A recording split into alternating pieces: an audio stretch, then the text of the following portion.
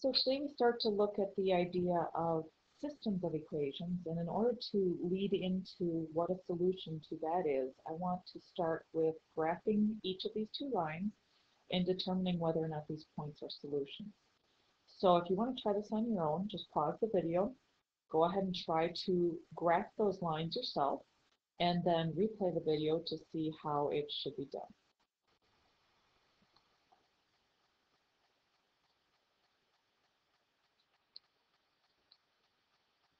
So for the first equation, I would suggest either using the x and y intercept method. That method is where you put in 0 for one of the variables. So in this case, I put in 0 for x, which would make this first part of my equation equal 0, leaving me with just the negative 3y equals 15.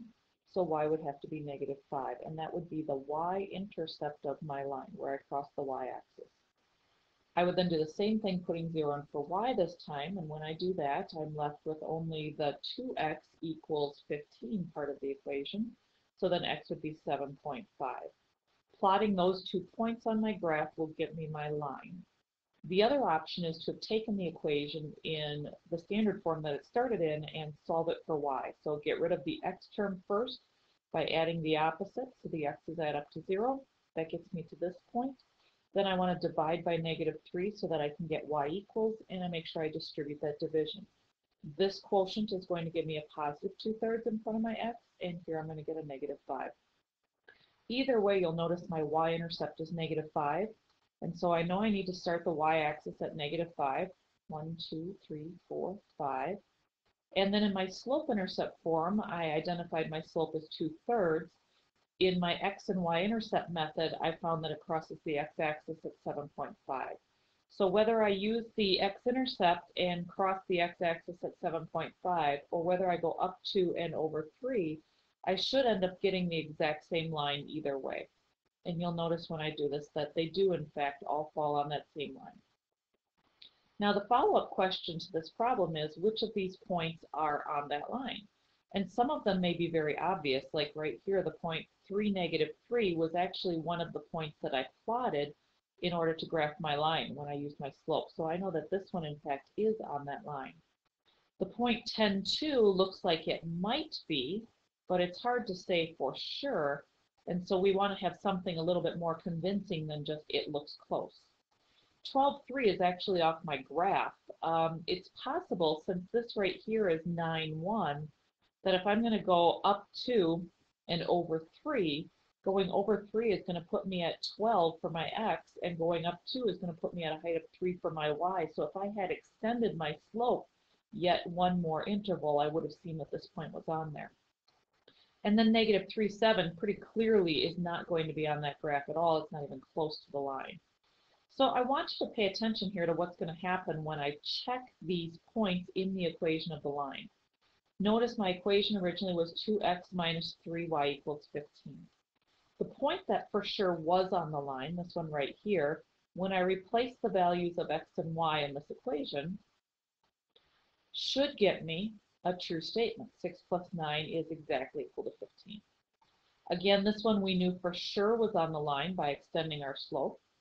And when I put those values in, I end up getting 24 minus 9, and that also equals 15. So perfect fit. The one that's not even close to being on the line, when I check those values in my equation, the x and y, I end up getting negative 6 minus 21, which is negative 27, which is not even anywhere close to 15. So notice if the point is way far off the line, the check isn't even going to be close to working. This one right here, we said looked like maybe it would be on the line, but it was hard to know for sure. When I check it into the equation, I find that I get 20 minus 6, which is 14. Now 14 is close to 15, but it's not exactly 15. Notice when my check came out close, my point was close to the line. But if it's not a perfect fit in the equation, then it's not a perfect fit to the line. So there's two ways to determine whether points are on the line or not. One is to look at the graph, and sometimes it'll be obvious, and other times it won't. The more accurate way to show it is algebraically. I'm going to skip this second problem here. When we move on, this is what we were just talking about. To be a solution to a linear equation means that the point would be on the line. We saw that. Algebraically, it means that it would satisfy the equation, or it works, it makes it true. When we start talking about a system of equations, we're referring to a group of two or more equations. And the solution or solutions to those systems would be any point that is on both lines. So if we think about graphing two lines, there's a bunch of points that are on my line A here and a bunch of points on line B, but only one point that's actually on both of those lines at the same time, and that would be this point right there. So when I'm looking for a solution to a system, I'm looking for an intersection point. If I want to check algebraically whether a point is a solution to my system, it needs to make both equations true because it's going to be on both lines. So this is a really important concept here to understand, that when we're looking for a solution to a system of equations, it's going to be the point that's on both lines, so where they intersect, and it has to satisfy both equations. It has to make them both true.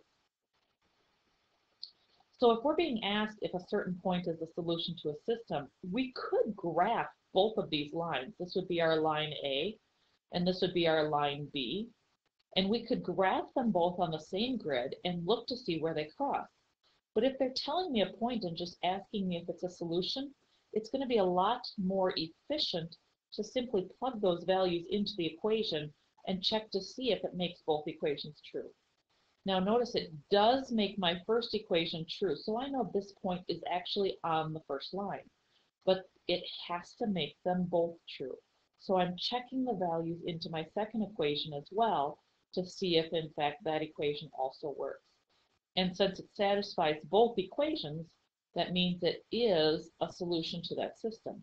Or in other words, it's a point where the two lines cross. This one right here, I'm going to do the same thing. I'm going to check this value in my first equation first,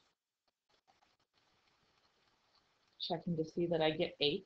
Negative 2 plus 10 does give me 8, so it's on my first line, but I need to also check it in the second equation. It has to make both equations true to be the solution to that system. And as I check it in the second equation, notice that I get negative 6 equal to 5, and that's not a true statement. So this is not a solution to the system. It's a point that's on my first line, but it's not on the second line. And in fact, we would say it's not even close to being on the second line. So if you're given a point and you're simply checking, you just plug it in and algebraically look to see that they come out as true statements. If you're given a system and you're supposed to actually solve it, you are going to graph both lines, line A and line B. And in order to graph those lines, you have to think back to what we were doing in Chapter 5. We're on our 5.1 benchmark. If the equation's in y=, form, that's slope-intercept form. We know that the point 0, plug in 0 for x, 0, -3 will be on this line. That's our y-intercept. It's where we cross the y-axis right here. And then I also know that the coefficient of x, this 1/3, is my slope. And so from that point that I have, I can go up 1 and over 3. I can do it again and again. I could go down and to the left if I wanted to extend that line even more. And then I can connect them all up with a straight edge to get a nice line. You are going to want to make sure when you're solving systems by graphing that you're using a straight edge and you're being as accurate as you can, because we're looking for an intersection point, and even the slightest amount that you're off can cause you to not see that solution. Our second equation is not in slope-intercept form. It doesn't say y=. So I could, by subtracting 2x from both sides, get this to say y=. And by doing that, now it's in slope-intercept form, so I can use the same technique of saying, I know when I put in 0 for x, y will be 4. That's my y-intercept, where I cross the y-axis. And then I know I have a slope of -2/1, because that's that coefficient of x. So I'm going to go down 2 and over 1, and I'm going to continue that pattern. And notice as I did that, I actually landed on one of the same points that I plotted for my other line. So I'm pretty confident that I can know what this solution is, the point where they intersect, appears, and I can be pretty confident here that this is the point, 3, -2. But you always want to make sure that your point actually makes both equations work. So the first equation, when I replace the y value with -2 and the x value with 3, should come out as a true statement. This product here gives me 1, and when I take 1 and subtract 3, I get -2. So I know it works in my first equation, but I also want to see that it works in my second equation. So I'm going to go ahead, give myself a little bit of space here, and I'm going to check this in my second equation. 2 times my x plus my y is supposed to equal 4. And so I get 6 plus -2, and that is in fact 4. So since it worked in both equations, I can confidently state that this point, 3, -2, is the solution to this system of equations. Now, why would we want to do this? There's going to be a lot of problems that we deal with that have more than one unknown. Up until now, we've had only one thing that we haven't known. But when we have two things that we don't know, then we have to start dealing with two equations. And actually, if we extend it further, if you have 3 or 4 or 5 unknowns, you have to have 3 or 4 or 5 equations. So I want you to take a minute to look at this equation or at this problem here and see if you could describe one equation for the amount of money you have on any given week, and another equation to describe the total amount of money your brother will have on any given week. And this way we've got two equations, and each one has as its input the number of weeks, and as its output your number of money. So pause this and see if you can come up with those two equations. So what did you come up with? Notice that your amount of money starts at 30, and each week is going to go up by $12. So I want to make sure that I start with 30 and I add $12 over and over and over. So the X refers to the number of weeks that I've been saving, and for each one of those weeks I'm going to have $12 that I add to my account. Notice my brother started with $300, but he's spending $18 each week. So I want to start with 300 and then I want to subtract 18 from it repeatedly. So you'll see here that I'm subtracting 18 times however many weeks there are. Once, $18 each time.